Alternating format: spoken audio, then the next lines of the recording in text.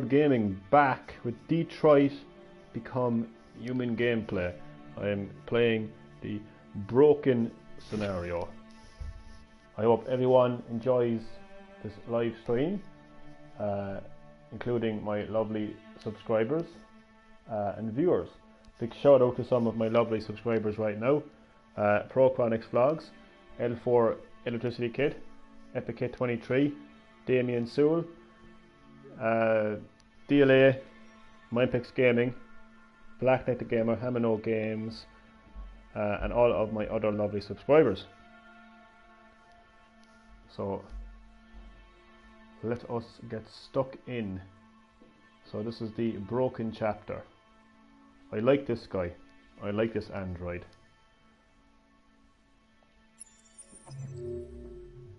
Okay. Of course it's 0% complete. When you start today. Oh yeah, I gotta continue. Oopsie daisy. Continue. And I have my live chat on my phone this time because I was doing a stream earlier. Comments were not showing up on my PS4. So I have my phone out now in case that happens.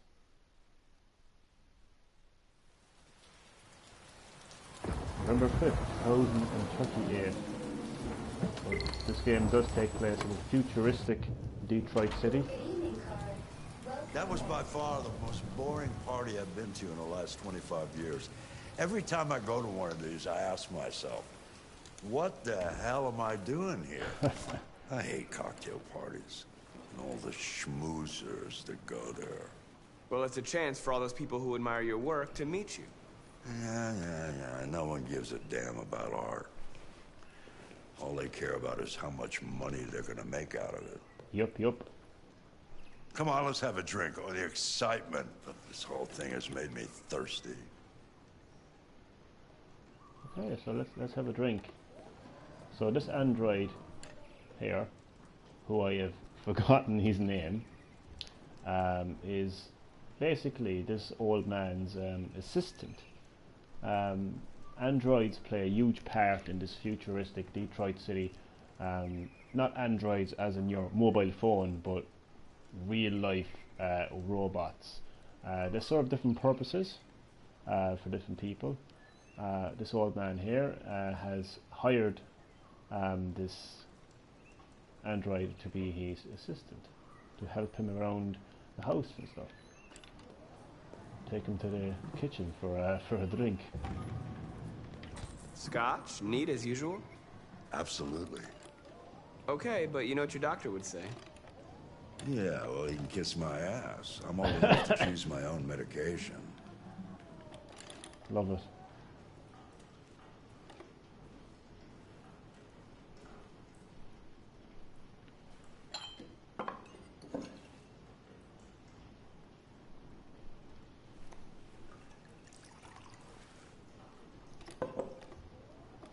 Did you leave the light on in the studio?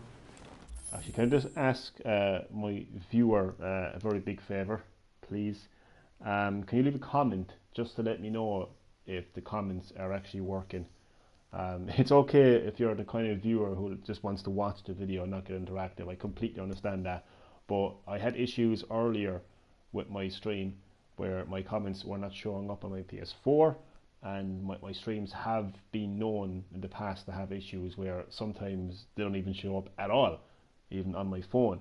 So just to let me know that my comments are actually working, please, if you can, if you want to, it's okay if you don't want to, just to leave me a comment, just to let me know that the comments are actually working. No, I'm sure I didn't. Call the police. Detroit Police, what's your emergency? This is Carl Manfred's android at 8941 Lafayette Avenue. We've just returned home and found the lights on. There may have been a break-in. A patrol car is on the way. Let's go check it out. I think I know who it is. It's this guy's son. I think so, anyway. Check the studio. Where is the studio again? I always like to have a good look around. I always like to get as much exploration in as possible. Okay, so if my viewer has left a comment, I just want you to know that I haven't received that comment either on my PS4 or on my phone. Just the comment, I'm not ignoring you. It's just that the comment hasn't appeared. If you haven't left a comment, that's totally fine. That's totally fine.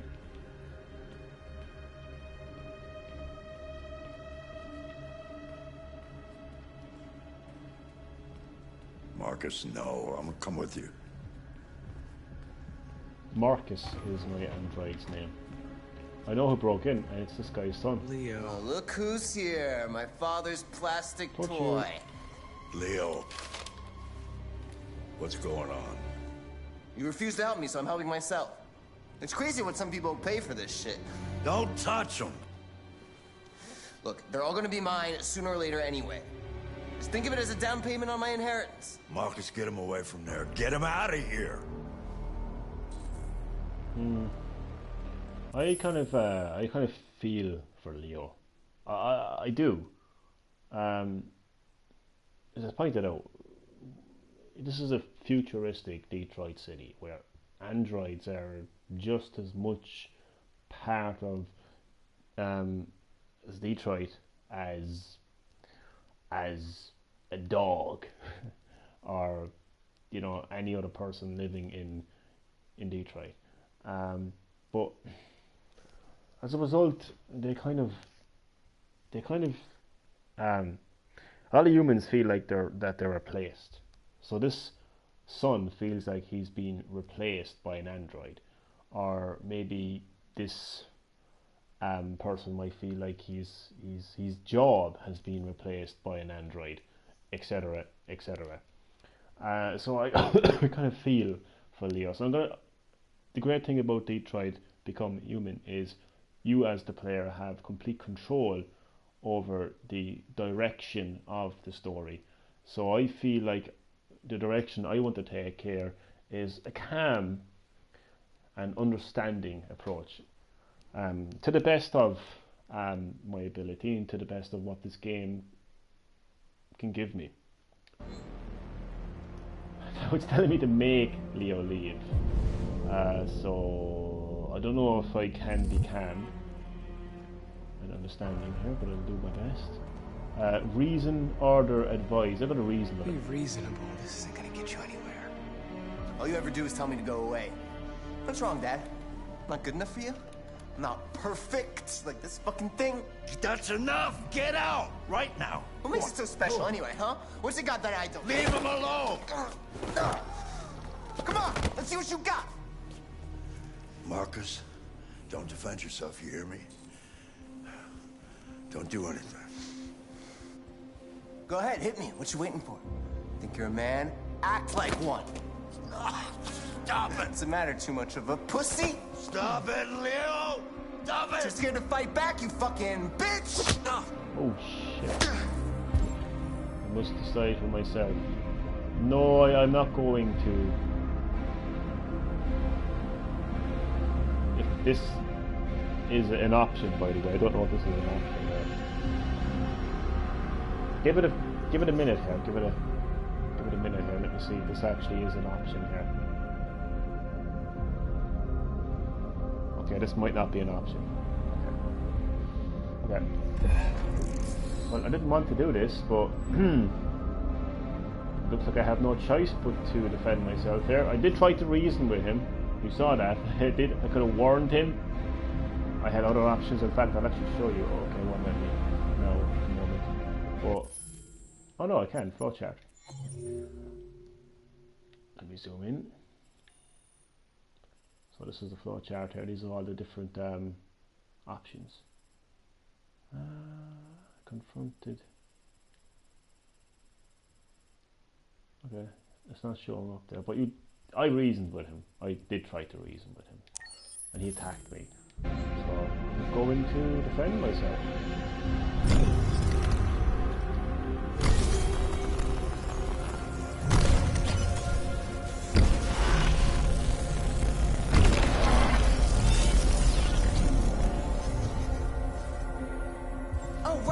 right. I forgot you're not a real person. You're just a fucking piece of plastic. Oh, Leo, leave him alone. I'm gonna destroy you. Then it'll just be me and my dad. I'm gonna tear you apart, and nobody's gonna give a shit. You know why? Because you're nothing. You hear me? You're nothing. So I'm just going to put up with this because I did say that. I do. Oh my god. Carl, no! Oh, Carl. Humans. Fragile machines. Yep. Carl, don't leave, okay? Please don't go. Don't leave. Remember, Android is crying, by the way. Those are actually tears, which is a bit surprising. don't let anybody tell you who you are. No. No. Dad. No. Please. This is all your fault. This never would have happened if it weren't for you. Oh, I can see where this is going. I don't like it. The android. It was the android. Yeah, it was the android. Of course it was the android. Oh, shit!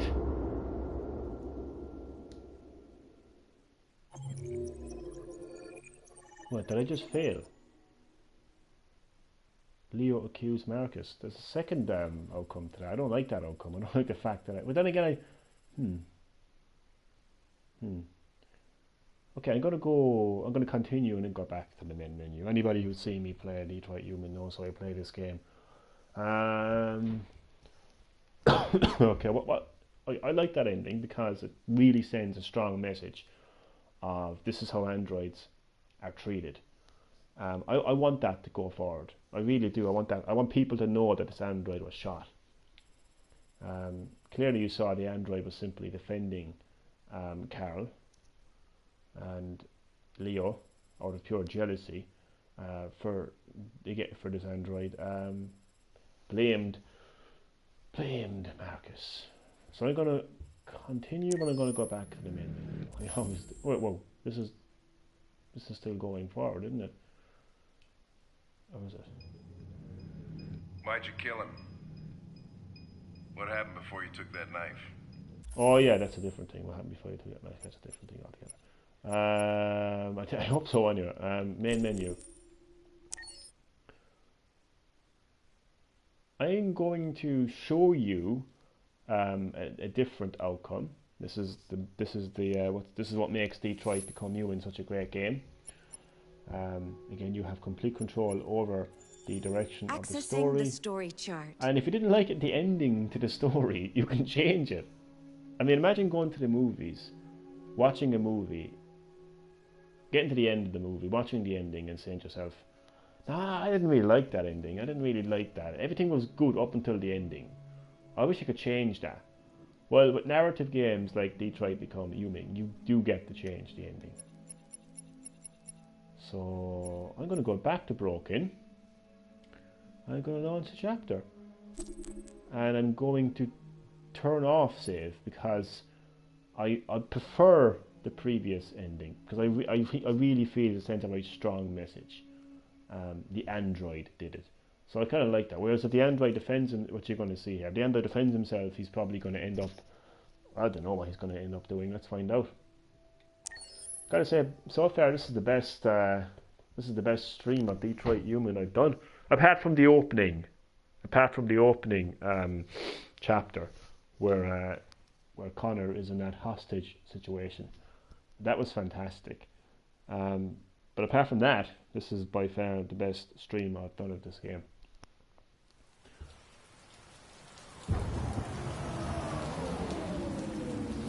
Really love this game. Really love the themes and concept of this game. that was by far the most boring party I've been to in the last 25 years. Every time I go to one of these, You soon I ask realise myself, that androids what the are hell not am the I threat. doing here? Androids are not I hate the enemy. cocktail parties. Androids are not All the the bad guys. schmoozers Androids that are go not there. the problem. Well, It's it's a always chance for all been those people who admire your work humanity. to meet you.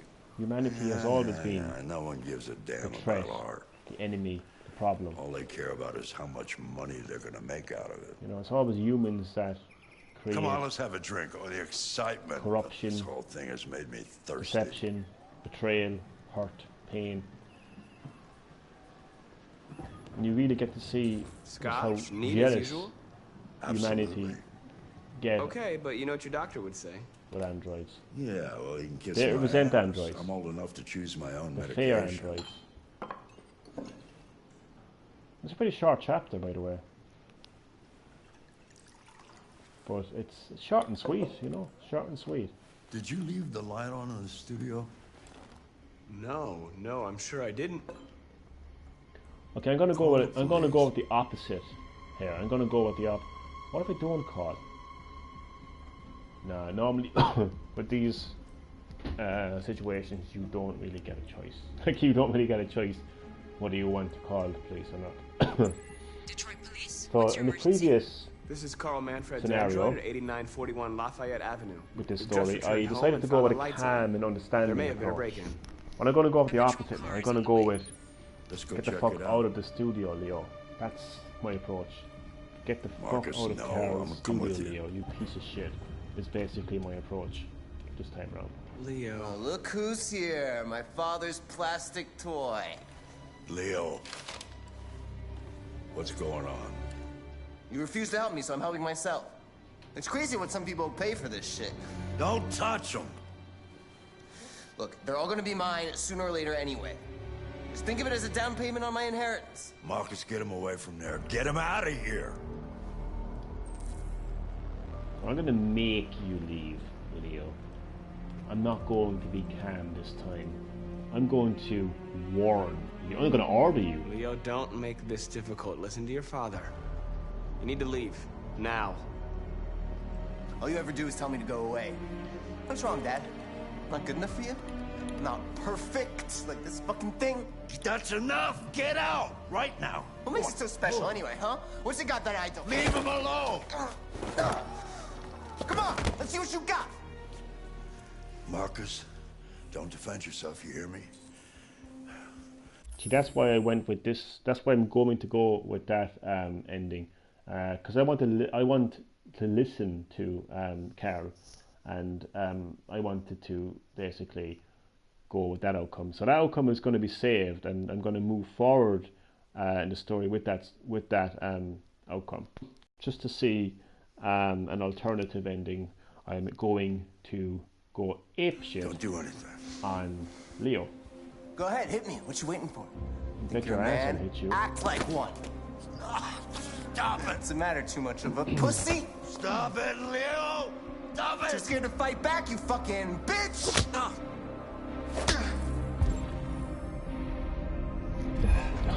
Kick this guy's ass.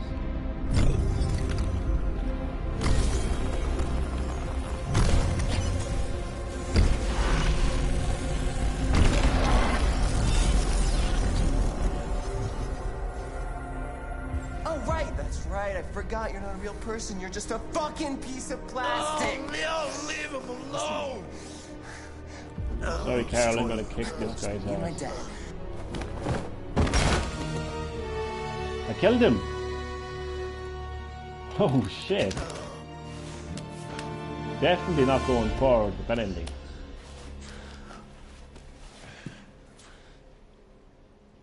But it just gives you an example of it. Just look at that. Chad Middleton, welcome to my live stream of Detroit Become Human. Great to have you on the stream, Chad. Hope all is well. This is a fantastic game. You might be aware of it. It's a fantastic narrative game where you as the player have complete control over the story and the ending. Now, unfortunately, you joined the stream during the second ending to this chapter. Now, the first ending was basically I didn't defend myself. I didn't attack Leo. And as a result, while all of that was happening, while Leo was beating the shit out of me and I didn't defend myself, Carol actually died. The police were called to investigate the break-in, and Leo blamed me, and the policeman shot me. But look at the stark contrast now. By me actually defending myself, Carol is still alive, but I pushed Leo, and Leo has now died. I've killed Leo. What a difference. Oh my God. Oh man, this is actually emotional. Leo. My little boy. Carl,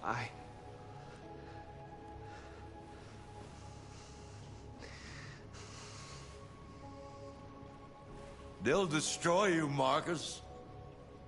You gotta go. Get out of here. Shit. Explain. Carl, I didn't mean to. Get out! Now! Go! Marcus! Don't fucking move! Okay, so he still dies. That's a strange one.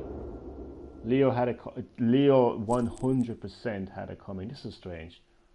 So I turned off save mode because I actually liked the first ending, but that was a bit strange. I feel like there's more I can do. Well, Chad, you're still watching the stream, so you know what? And it's pretty early into the stream.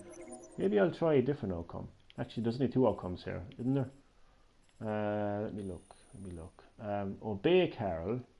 Carol dies of a... This is what happened before. This is the first ending. So I obeyed Carol originally. I didn't defend myself. I didn't push Leo. And as a result, then Carol dies of a heart attack. Police arrive, and Leo accused Marcus. That was the original ending. The one you just saw there, I did not obey Carol. I pushed Leo. Leo got hurt. Well, Leo actually died, to be honest with you. Police arrived. Police mistook Marcus for the aggressor. How long have you been streaming? I did not get a notification. No problem. I've only been streaming 22 minutes, so that's perfectly fine. Damn, I feel like this is a little bit short. I would, to be honest with you now, Chad, I would move on the chapter, but how I do my streams now on Green Herb Gaming is I title the video whatever level I'm on, chapter, etc. So, like before, I used to have Green Herb Gaming episode 10, Detroit Become Human, blah blah blah. And the title of the video was just too long. Sometimes it would be all over the place. It could be like a 4-hour stream or some shit. So, this is pretty much the end of this stream of Detroit Become Human. But in the next stream, I'll give you a little preview. I mean, I'll chat for a little bit. I'm not going to. I did turn off save, didn't I? Yeah, I did turn off save. Well, that was a little preview there. Now I'm going to go into chapters now, and I'm going to show you the name of the next chapter. So I'm aware that this is a pretty short stream, and I'm sorry that you didn't get the notification as well.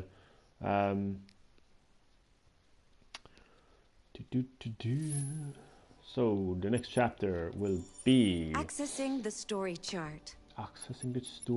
Next chapter is going to be the interrogation, and it's going to be good old Connor is going to make a comeback in that chapter. So all these different androids play different parts. So Connor is basically he works for the Chicago police force, negotiator kind of a guy. Then who am I missing out here now? Then you have Marcus, which was past tense. He's now dead. An assistant to this art guy Carl. Then you have a Kara, I think, which is also an assistant, more of a kind of an assistant, house assistant basically. She had an awful time, an extremely awful time, because the guy who was living there was an absolute asshole. Then you have Connor again. So far we just have Connor, Kara and Marcus. I don't know if there's any more there. I don't know how many chapters are actually in this game, to be honest. This game is absolutely fantastic, and it's not a game, as in it's not God of War, it's not Horizon Zero Dawn, it's not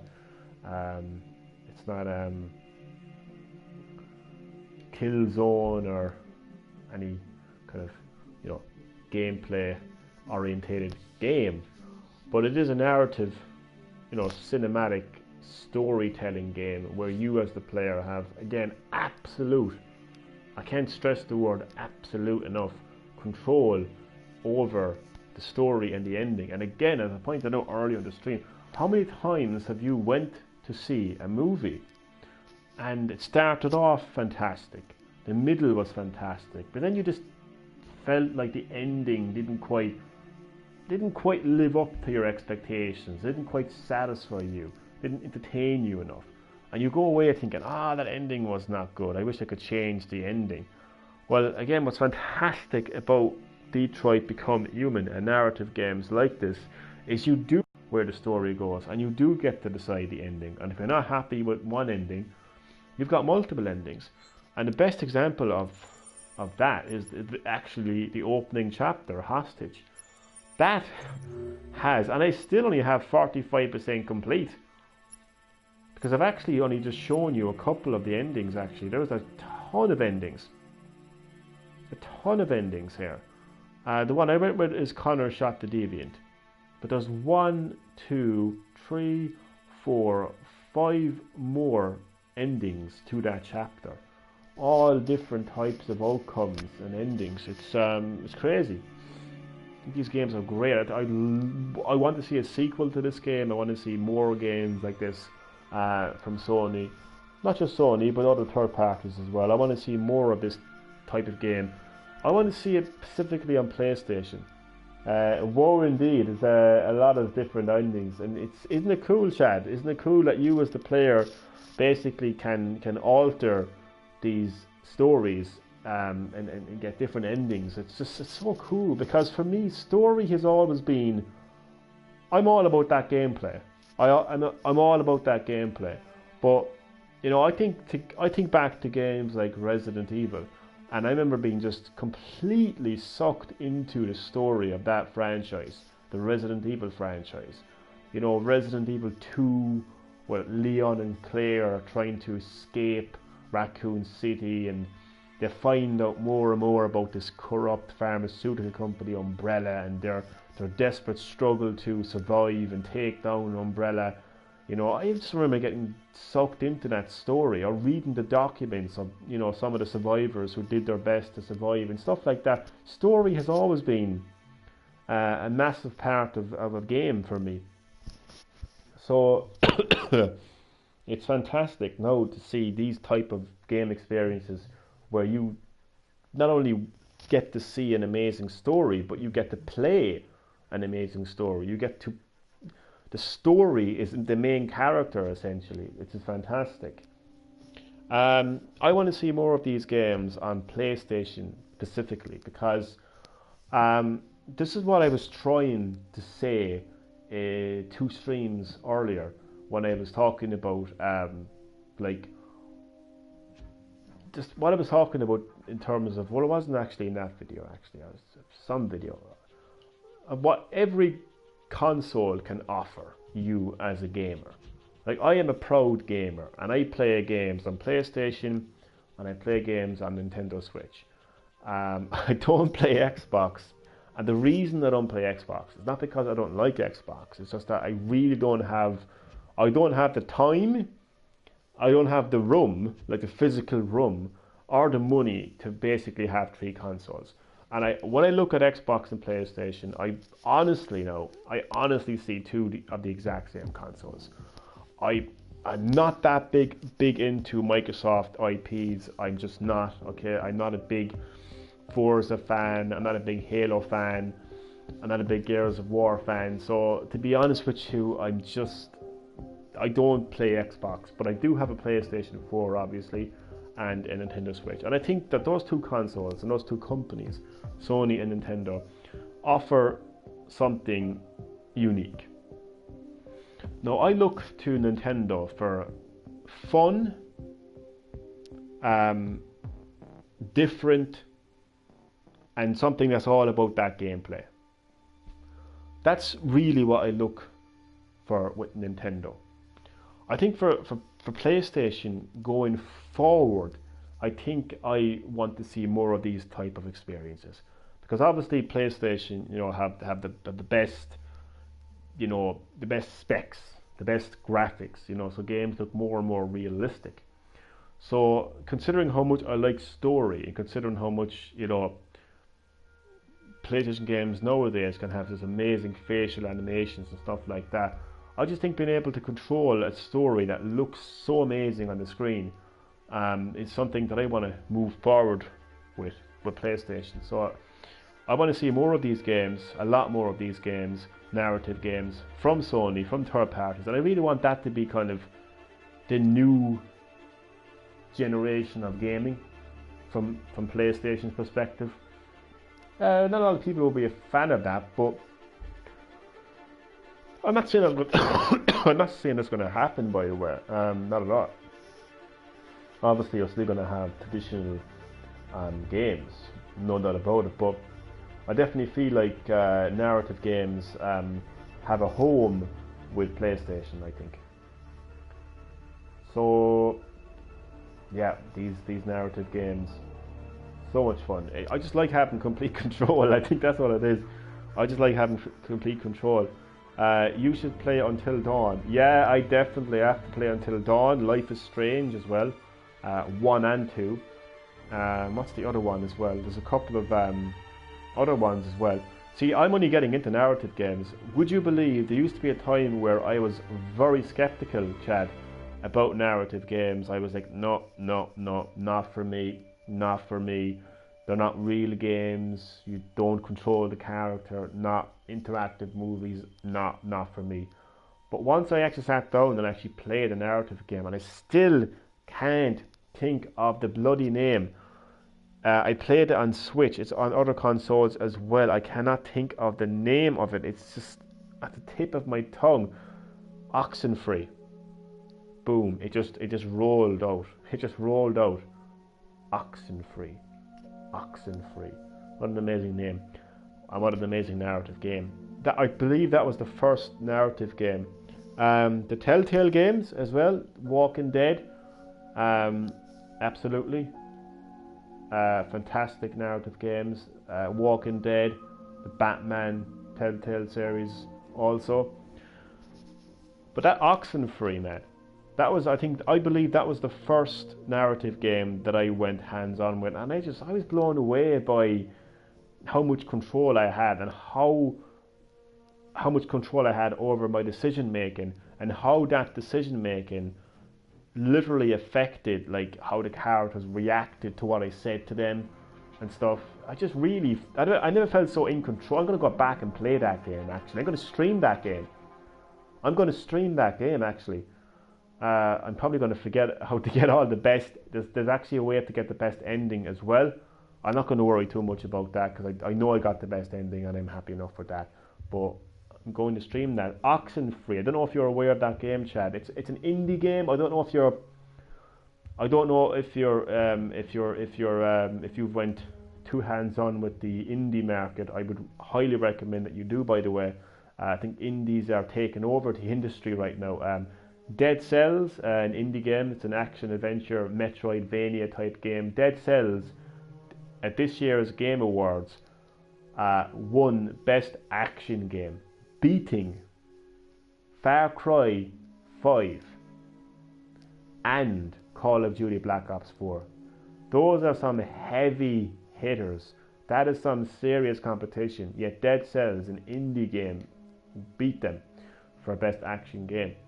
So I don't know if you're a big indie player, but this game Oxenfree is an indie game. It's narrative, 100% narrative. And what's cool though is you do actually get to control the character, just like you get to control character in Detroit Become Human also.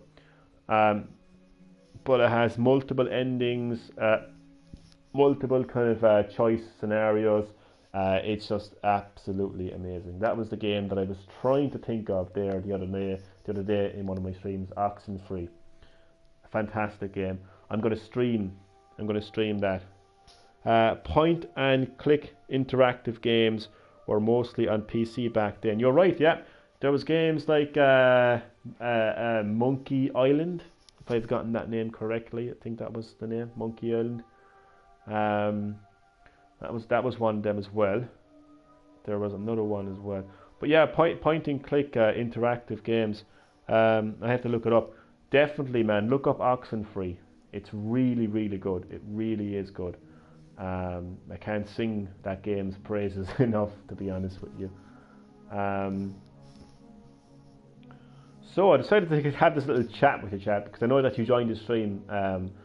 You joined the stream when I was pretty much at the end of the game. I didn't want to just end the stream too much. I didn't want to end the stream right away. So I had this little chat, about narrative games. But I really do feel like there's an interesting trend. Oh my God, I cannot pronounce that. Phantasmagoro. Oh my good God above. Chad, I cannot pronounce that, man. Is it a game? I presume it is. I also presume it's a narrative game. I've been talking about this with a buddy of mine before, and I don't know if it will happen. Although back then I was convinced it would happen, but I don't know for sure if it'll happen. But this is what I kind of predicted nonetheless. If you look at the three companies, Nintendo, Sony and Microsoft, I've noticed a while back a trend, and it kind of all started really with the Nintendo Wii, PlayStation 3 and Xbox 360 generation of consoles, and this is the trend. When Nintendo were developing the Nintendo Wii, it was codenamed Revolution at the time, their philosophy, their concept with the Nintendo Wii was, we're done with graphics. We're done with specs. We're done with making the best looking games. That's behind us. Gaming has reached a point where games can look photorealistic. We don't need to focus on that anymore going forward. We're going to focus on innovation, surprising people, and gameplay. Nintendo has Professor Layton. Yeah, you're actually right there, Professor Layton. I don't know how much of a narrative game that is, Chad. To be honest with you, I know that it has a lot of in-depth story, but as far as narrative is concerned, I haven't played a whole lot of the series, so I don't know if the later games had narrative elements in them, but I don't know if that actually is a narrative game, Chad.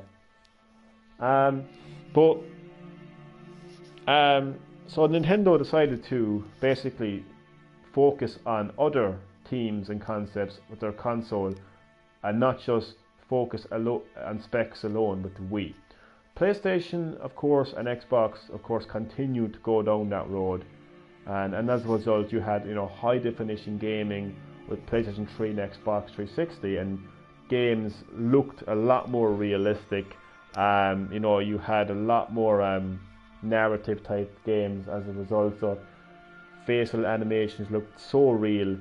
So you had movie-like games on those consoles as a result, whereas Nintendo focused on its motion control and innovative gameplay there, allowing anybody of any age, of any gender, of any game experience to pick up the Wii Remote and have a game of bowling on Wii Sports, and it took over the world, as we know. And then the next generation, Nintendo, again, they continue to focus on innovation and originality with the Nintendo Wii U. Unfortunately, they advertised the Nintendo Wii U terribly, and nobody knew what the hell that thing was. In fact, the first time I saw a Nintendo Wii U, I genuinely said, is this a joke? Is this actually a joke? That was my initial reaction. Of course, then I saw the games that got announced with originally, and I kind of got a little bit sold with it then. But no, they continued with their innovation and gameplay. I mean, everything about Nintendo is gameplay and fun, like with all of their games.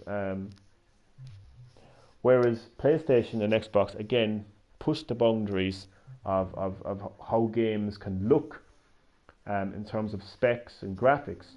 And even the all those Wii U kids, oh man, it was embarrassing. It was embarrassing. It was extremely embarrassing. It's kind of fun comparing those ads, the Wii U ads, to the Switch ads. Such a huge difference.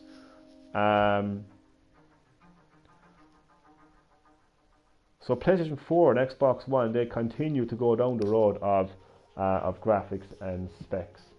So, okay, this is the point that I'm trying to make. I'll get to the point now.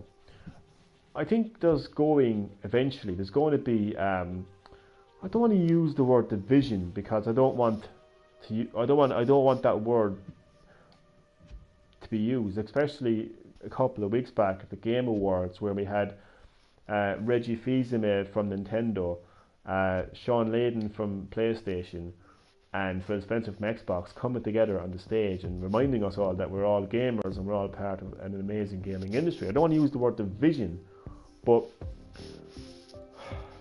I think Nintendo is going to be the company that focuses primarily on gameplay and fun gameplay. Whereas I think Sony and Microsoft are going to go down the road of making games look as realistic as possible and providing players with the most realistic experience possible, except for Lord Gabe. Who is Lord Gabe? Sorry, no, I'm completely lost. My apologies. That clearly must have been a response to something I was talking about earlier. Sorry about that, Chad. I'm completely lost. Sorry. So I that's what I think is going to happen eventually. I think gaming is going to kind of really kind of branch out. Again, I've cleverly disguised the word division and instead I've used branched out. So I think Nintendo is going to continue to innovate and evolve. Although I do have a theory, which I'm going to get to in a second, for Nintendo's future. But I think they're going to continue to innovate and they're going to continue to surprise and they're going to continue to focus on fun gameplay experiences. And I think that Sony and Microsoft are going to continue to push the boundaries of how realistic a game can feel and play and look. And I think narrative games are kind of their base point to what they're trying to do there is basically bring cinema into video games where you don't just watch the movie, you're in the movie. And I think that's going to be Sony and Microsoft's bread and butter going forward in the industry. So there'll be two different types of gaming experiences basically. It's a meme. Gabe Newell is the creator of Steam and PC. Oh right. Oh yeah, the PC elitists. I want to end the stream by talking about not a theory, it's more or less a prediction for Nintendo's future. I think Nintendo Switch is Nintendo's future. I think Nintendo Switch is going to be a brand of consoles from Nintendo moving forward. I think the Nintendo Switch is basically Nintendo's PlayStation, Nintendo's Xbox. You know how we have Microsoft Xbox, Xbox 360, Xbox One, Xbox One X. You know the way we have PlayStation 1, PlayStation 2, PlayStation 3, Sony PlayStation 4. Well, I think we're going to have a Nintendo Switch 2. It's going to be that simple. No, I don't want to demean, I don't want to like I don't want to make that out to be such a kind of simple thing, but basically Nintendo going forward, Nintendo's next this next gaming system, in my opinion, will be the Nintendo Switch 2. I think they really have created something special with the Switch. They've really moved forward with Nintendo Switch, and they've created this unified gaming experience where you have the one game, the one system that you play anywhere. Yeah, I can't see them going back to 3D. Thank you, Chad. Thank you, Chad. If only my buddy Anthony was watching this stream right now and reading your comment, because he's no, Nintendo's going to go back and make home consoles again just on the TV, and then they're going to continue making handhelds as well. Yeah, they're definitely going to do that, yeah. And I'm like, is this guy for real? Is this guy for real? I mean, look at how well Nintendo Switch is doing right now. Look at how well its software is doing right now. The concept of having this unified gaming experience, the one console that you can either play on in front of your big, massive, high-definition TV, or on the bus in handheld mode, or on a subway table while you're having your subway in tabletop mode. That's a concept that has proven to be extremely successful, and I don't think Nintendo are going to go away from that anytime soon. They've created something special, far more special than motion control, far more special than touchscreen, far more special than anything they've ever done before. This is not a gimmick. This is not something that's gimmicky. This is a revolutionary next step in gaming. The ability to take your games with you and play them anywhere you like. That would be a bad decision. The Switch would be... Yeah, that would be a terrible decision. That would be an app. Imagine Nintendo came out in 5 years' time and said, hey everyone, we're releasing the Nintendo Zuzu, your home console that you can play anytime, anywhere.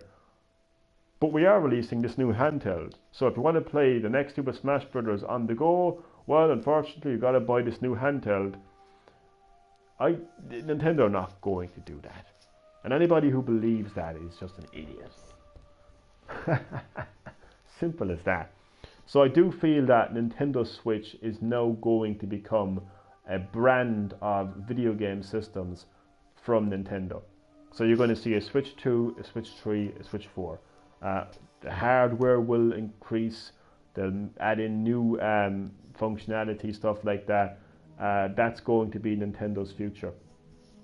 I really think so. I think you're going to have PlayStation 5, Xbox, whatever they want to call it, and then in a couple of years' time, well, not a couple of years' time, but 3 or 4 years' time, there will be a Switch 2. Think about it again. Like, Nintendo have done something amazing here. I think they'll do a Game Boy Classic. Oh, Game Boy Classic. You're probably right there. I'd say definitely right. Yeah, I think because the Virtual Console is pretty much I don't want to say dead, but pretty much non-existent right now. I think their Classic range is pretty much going to be the replacement to the Virtual Console. So, you know, the SNES Classic, the Nintendo Entertainment System Online on the Switch,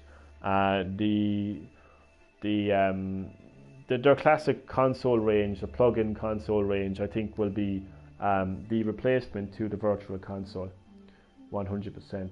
But Nintendo has really delivered something extremely special with the Nintendo Switch. It's not something that you can go back from. You know, once you've done something like that, there's no going back. Absolutely no going back. You have this unified gaming system, a gaming system that can be played at home in front of your TV like you always have, and on the go, whether you're in the car, the plane, the subway, on the beach. You know, it's unified. It's the one game cartridge. It's the one game cartridge. It's the one gaming system. It's not two separate systems. It isn't like you have to buy the home console, the handheld, the home console version of a game, the handheld version of a game. It's the one system, and it's the one game, and it's with you everywhere you go. And that is absolutely amazing, and it's proven to be a success. There was absolutely no fucking way, absolutely fucking no way that Nintendo is going to go back from that. Don't you guys have phones? There's actually a very, very, very, very, very, very extremely hilarious video on YouTube. It's a parody of the announcement of Diablo Immortal. It is absolutely fucking hilarious. It's this guy, and he's basically pretending to be, it's a dub, it's all dubbed, it's parody, but he's like, in this dub, he's basically talking about this game, and he's just laughing the whole way through about how funny the whole thing is, and it's just, his laugh is what makes it, really. You gotta look that up. Type in Diablo Immortals parody, and you'll come across it. It's absolutely hilarious. Really, really is. Funny stuff, Chad. I would highly recommend checking that one out. Really is funny stuff. It's comedy. Like, it's actually legendary is what it is. It's actually one of the funniest videos I've actually seen on YouTube so far. So definitely look it up. Type in Diablo Immortals parody on YouTube after this stream. It is very, very funny. So yeah, so I wanted to end the stream on that note about Nintendo's future in the video game system market. There is absolutely no way in hell that Nintendo are going to move away from the Nintendo Switch concept. Anybody who believes in that is an idiot. Anybody who believes in that is somebody who secretly wants Nintendo to fail. Somebody who secretly does not like the fact that Nintendo is succeeding with the Switch and would like them to move away from that so they can fail. That's the only person I can possibly see who would disagree with Nintendo moving forward with the Switch concept. It is a concept that goes, again, beyond the motion control and touchscreen. It's not a gimmick. It's not a gimmick to take Mortal Kombat 11 with you anywhere you go. It's not a gimmick to play Mortal Kombat 11 on your TV and then decide that you needed to leave the house and take that with you. That's not a gimmick, man. That's not a gimmick. That's a next generation evolution in gaming. So I think going forward, Nintendo's next console, I firmly believe it's going to be the Nintendo Switch 2. At the very least, it'll be called the Super Switch, like they did with the Super Nintendo. But it's definitely going to be something Switch orientated. 101%. There is absolutely no denying that. And they have done this before. They've done this with the Super Nintendo. They've done this with pretty much all of their handhelds. They've done that. They had the Game Boy Color, Game Boy Advance. They had the Nintendo DS, Nintendo 3DS. They had the Wii and the Wii U.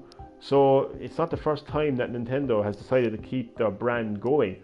And the funny thing is, like, the Wii U was a humongous flop, which doesn't change anything really, because I didn't know it was going to be a flop, did they? But yeah, they'll partner with Nvidia. I think Nvidia has been a huge partner for them with the Switch, and we all know that there's the Maxwell chip or something, so they could easily use a modified Maxwell chip going forward. Although I do think they'll probably use a more newer chip than that, because in actual fact the Maxwell chip is actually not a new chip. Actually, it's been around for quite a while. But yeah, I do think that they'll continue to partner with Nvidia because they have the experience working with them. It's funny how I went from playing Detroit Become Human and talking about narrative games to talking about Nintendo's future in the gaming industry. I actually did this for you, Chad, because I know that you joined the stream a little bit later, so I didn't want to end the stream that quickly. Because you know what, Chad, I appreciate anybody who actually joins my stream and actually hangs around. And I don't mean any disrespect. Anyone watching right now, anybody watching right now, any one of my subs watching right now who has previously joined my stream and then have to go, I'm not calling you out. Don't get me wrong. Please do not get offended by that. But I'm just saying that anyone who joins my stream and sticks around, I really appreciate that. And absolutely no problem whatsoever, Chad. You're very welcome. You're very welcome. I mean, if you're on my stream I appreciate that. And I'll do anything I possibly can to, entertain you and to make it worth your while for checking out my stream. So I hope my prediction for Nintendo's next console has entertained you. It's crazy talking about Nintendo's next console and the Switch hasn't even been on the market 2 years. Absolutely amazing. I just hope that it doesn't become an omen for Nintendo, because the last time they did something like the Wii U, it ended up being a huge flop. But I honestly think that people are not going to get bored of playing their games on the go. I think all they need to do, if you look at the reasons why Nintendo Switch succeeded, the reason Nintendo Switch succeeded, in my opinion, is Nintendo addressed every problem the Wii U had and fixed and resolved every one of those problems and made sure that every one of those problems were not on the Switch. Now, I'm not saying the Switch is the perfect console, not by any means, but it's definitely one of the best Nintendo consoles that they've released in a very long time, but it's certainly not the best, and perfect console ever released. But all they need to do is look at what people kind of wanted from Switch and maximize on that. So I think the first thing, in my opinion, the first thing Nintendo needs to do with the Switch 2 is just make a powerful console. Just do it. Just make a powerful console. Give gamers a powerful console so they can buy Red Dead Redemption 2, so they can buy The Witcher 3 on their Switch, so they can have these games without any serious sacrifices.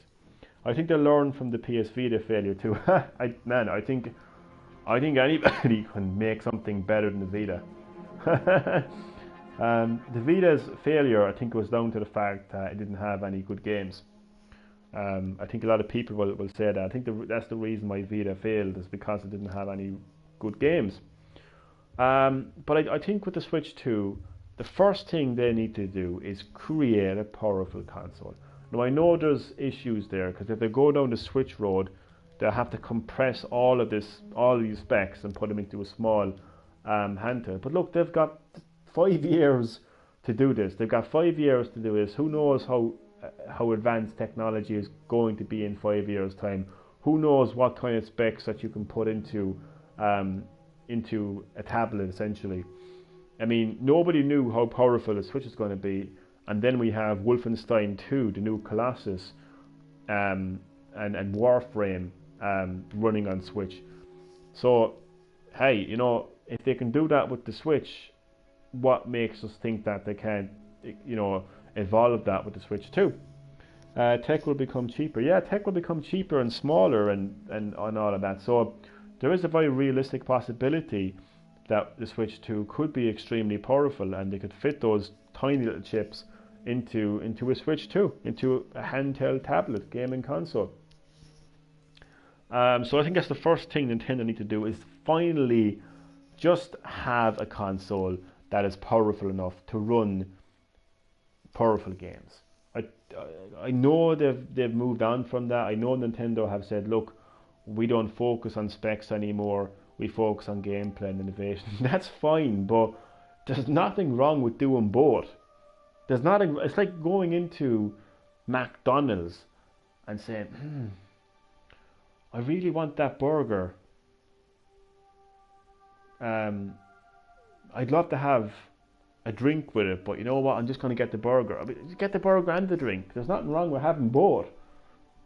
To my second viewer, who's looking at the title of this video right now and asking themselves, why is he talking about Nintendo? Why is he talking about the Switch? It's because it's an hour into the stream and I've already completed the chapter in Detroit Become Human. You've joined the stream a little bit late, so I recommend at the end of the stream, I recommend just rewinding the stream, and then you can see some Detroit Become Human gameplay. In fact, you can do that right now. I won't be offended. You can do that right now. If you're looking for some Detroit Become Human gameplay, feel free right now to rewind the stream. I'm just entertaining Chad, because Chad joined the stream a little bit late, and I wanted to talk about something, so I chose the Switch 2. My prediction for Nintendo's next gaming system, the Switch 2. So I think the first thing they need to do is to create a powerful console.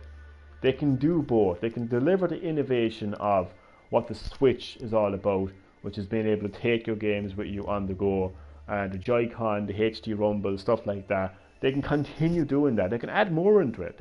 Maybe they can have augmented reality or some shit like that. They can still be innovative, but they can also deliver a powerful console. Nintendo, you need to do that. You have fans who want to be able to play Red Dead Redemption 2 on their Switch, and they want to be able to play, even though you have Doom on Switch, it's not 60 frames per second, and some people want to play Doom in 60 frames per second, and they can't do that right now. We don't need cheap cameras and handhelds. Yeah, well, I don't think we need cameras at all in handhelds, to be quite honest with you. I don't think it's necessary. I think we have our phones for that, really. I don't think cameras are a huge part of that. No, we don't need cameras at all, full stop. So I think that's the first thing Nintendo finally need to address. Because as I said, the reason why Nintendo Switch was such a success and is and continues and will continue to be a success is because they basically fixed every problem that the Wii U had. So to go forward, then they need to kind of look at what people want from the Switch and deliver upon that. And I think a lot of people just want to see a powerful console. So after that, maybe just deliver an online system that isn't from 2002. Maybe allow me to plug in my headset and have voice chat instead of having to use my mobile phone to do it. Yeah, we get that, Nintendo, you're trying to be different and you want to do things differently, and I suppose I can understand bits and pieces of what you're trying to do, Nintendo. The Switch is mobile. You take it with you. Everybody has a mobile phone, so you don't have to go looking for your headset. I get all that, but look, give people, again, this comes down to choice. Just like power, you can have both. If somebody wants to use their mobile phone, I need an internet it needs an internet browser as well. The other consoles have it. Why not have an internet browser? The Wii and the Wii U both had internet browsers. Strange that the Switch still doesn't have an internet browser. Not the most important thing, Chad, but I would still I'm kind of thinking of the most important part. So I think a lot of people want to be able to play games like Doom on their Switch in 60 frames per second. So I think with the Switch 2, I think a powerful console is something that people need, and I think people also need a proper online service where proper voice chat is included.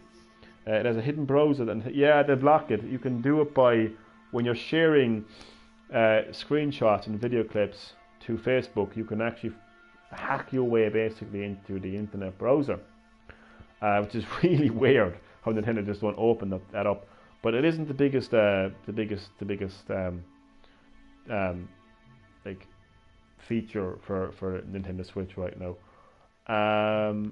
But I think a proper online service, Nintendo, is what you need. A proper online service. Dedicated servers, things like that. Proper voice chat. Just deliver upon that. Oh yeah. And for the love of Christ, internal memory that is at least 100 gigabytes. In 2018 and beyond, come on. Some of these games are massive now. To give you a 32 gigabyte hard drive is sickening.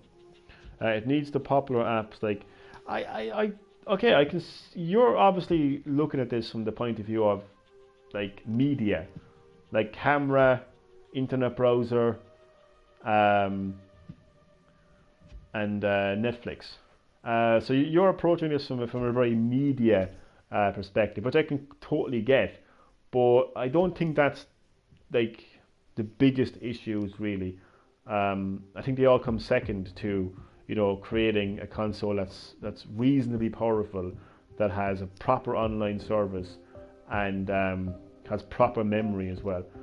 But I get what you're saying, Chad. Completely get what you're saying. But it's definitely not something that would be as important as those other issues would be. So proper memory storage, system storage, proper system storage. Again, I get. See, the interesting thing about Switch is the way that it's designed. It's essentially a tablet. So if they had like they couldn't exactly just put a terabyte of memory. But then again, I am aware now that you can actually get a terabyte of memory in micro SD form. I agree with storage. Doom is 21 gigabytes. Exactly, man. That shit needs to be fixed big time. Nintendo, for the love of God, have to at least have, at the very least, they need to have 100 gigabytes of internal memory. At least. And here is the interesting thing. Since the Nintendo Switch launched, not too long after it launched, the world's first, I think, 1 terabyte and 2 terabyte micro SD cards, I think, are in development. And these are micro SD cards. So these aren't. I mean, if you look at the hard drives, you have these big, massive, like chunky PC hard drives. Then you have the smaller USB ones. Then you have SD cards. I am literally talking about these tiny micro SD cards. No SD cards exist yet. We're just getting. Well, they're being made. This is a fact. They're actually being made. They haven't been released yet. They're going to be very expensive, but they are being developed. They are being worked on. So I would believe that by the time the Switch 2 is in production, now this is a very simple, like this will be like a last minute kind of production thing, like putting in eternal storage. It's not the hardest thing in the world. So I would believe that by the time the Switch 2 is in pretty much post-production, I would guess that by then at least a 1 terabyte micro SD card will be available. Surely they can either just include that with the Switch or have it built in, so you can have beefy memory, like is what Nintendo Switch needs. Beefy memory, so people don't have to worry about, and it isn't just that people like gamers don't have to worry about memory. It also means that the third-party developers don't have to worry when, let's say, like some of their games need software download on day one. So that is basically what they need to do. They need to actually listen to what gamers are saying, and they've done a fantastic job doing this with the Switch. They have listened.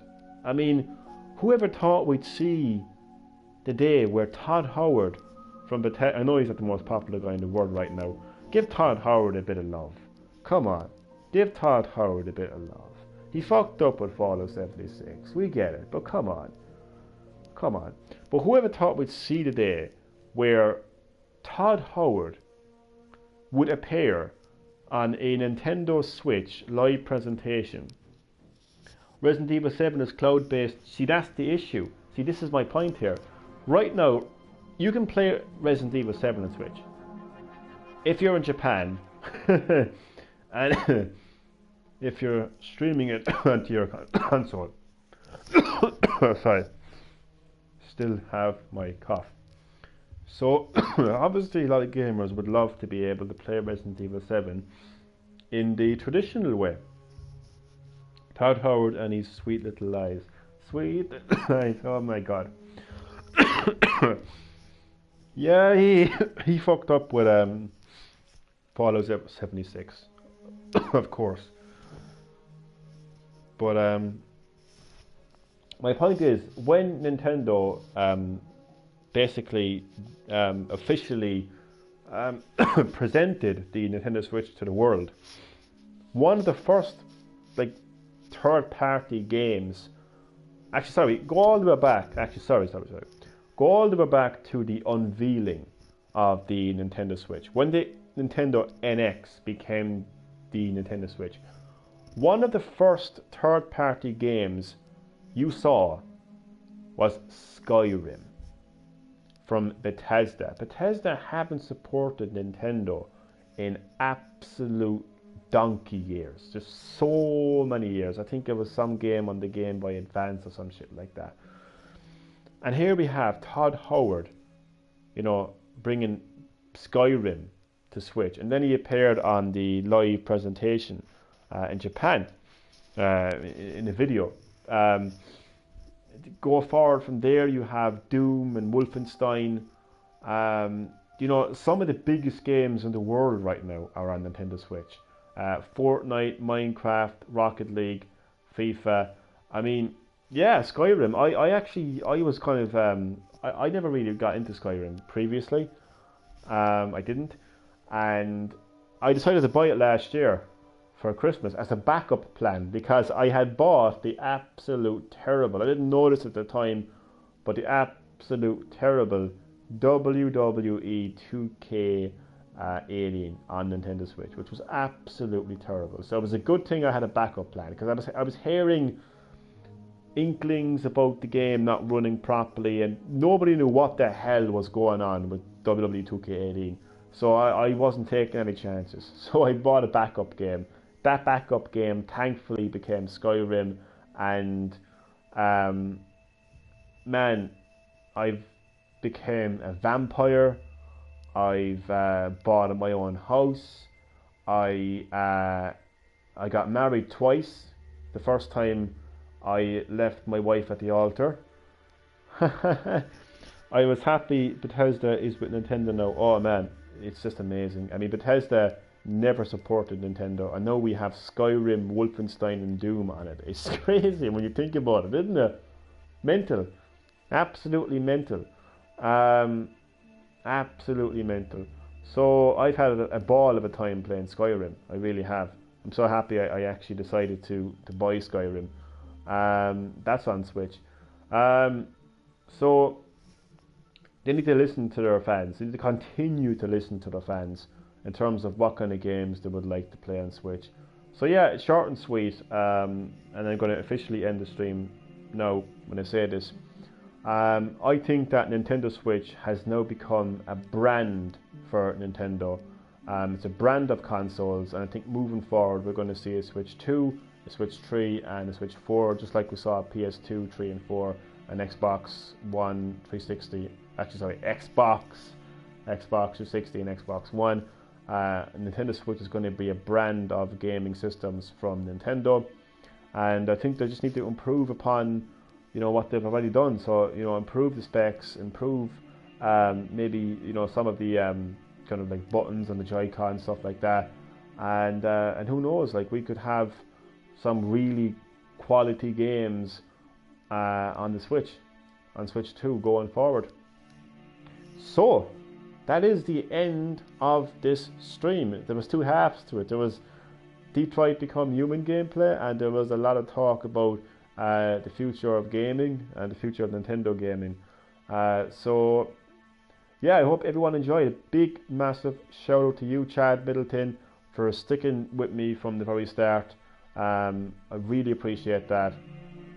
Sorry, not from the start of the discussion. Anyway, it's much appreciated, Chad. And a massive shout out to some of my lovely subscribers: Pro Chronix Vlogs, L4 L2 to the Kid, Epic Kid 23, MyPix Gaming, Black Knight the Gamer, Hamino Games, and to all of my other lovely subscribers. I will be back soon with some more gameplay. Who knows what I could be playing next? It could be anything at all. So thank you everyone who watched. Again, much appreciated. Thank you for watching, and goodbye.